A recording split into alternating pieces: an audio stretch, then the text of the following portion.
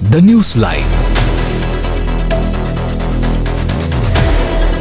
Hello and welcome to People's TV. In the early hours of today, Friday, June 27, 2025, Iran International issued a special report. Just a day earlier, Iran's so-called supreme leader, Ayatollah Ali Khamenei, emerged from the underground bunker where he had been hiding during the 12-day conflict with Israel and appeared on national television to address the country. The notable aspect of this development lies not merely in Khamenei's speech, but in the strong reactions from the Iranian public. Social media platforms were flooded with criticism and rejection of the regime's narrative. The Iran International report is built upon these public reactions, both those shared online and direct testimonies gathered by the outlet. Khamenei claimed that Iran achieved a glorious victory over Israel and warned of continued repercussions for Israel's military action. However, a significant portion of Iranian citizens publicly disagreed. At the end of this video, we will leave you with a comparison between Khamenei's speech and the unfiltered voices of the Iranian people, so you can judge the ground reality for yourself. One Iranian citizen put it starkly: Israel succeeded in assassinating top RGC commanders within the first 10 minutes of the conflict. If Khamenei still believes the regime has won, let him live in that delusion. These words are not from the Israeli government. They are the voices of ordinary Iranians, reported by Iran International. This alone underscores the scale of the damage Israel inflicted right at the onset of the war. Contrary to Khamenei's claims that Israel suffered defeat, many Iranians argue the exact opposite. One Iranian citizen mocked the supreme leader, likening his propaganda speeches from a fortified bunker to the visible leadership of Prime Minister Netanyahu, who moves freely among the public without bodyguards. Another civilian said, "Even a 13-year-old can see what has really happened. We, the public, witnessed and endured the loss and humiliation." Khamenei, meanwhile, was missing in action for 12 days, buried in a high-security bunker. One woman added, "During the conflict, we clung to our children, fearing for their lives, while you hid underground. And now, you crawl out and speak like a hero? What did we win? Nothing but the dead bodies of our children in destroyed cities." She continued, "You're blind if you cannot see the crowds arrested under the excuse of national security and political stability. What victory is there when your people are in mourning?" Human rights activists, news agency, Rana, reported that, since the start of the conflict,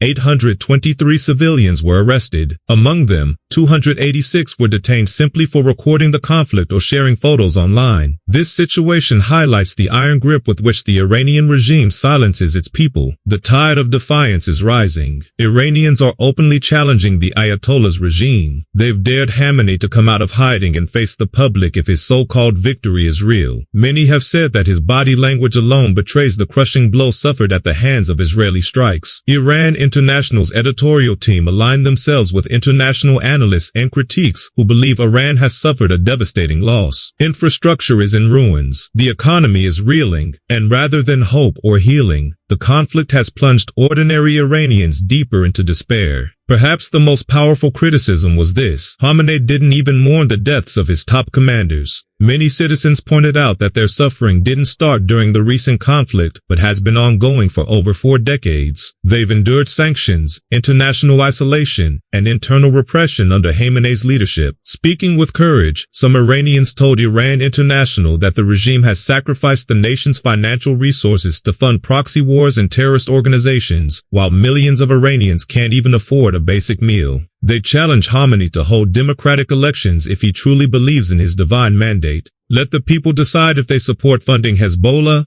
Hamas, and the Houthis. Let them choose whether they want war with Israel. In their own words, enough is enough.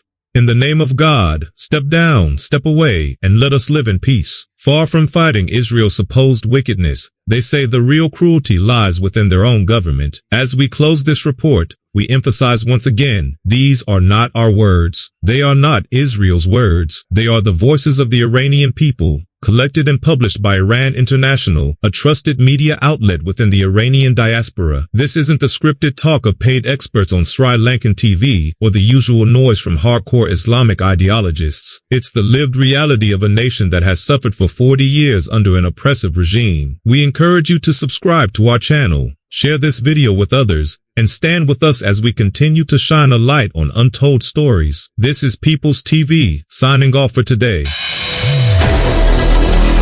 Subscribe us for more details.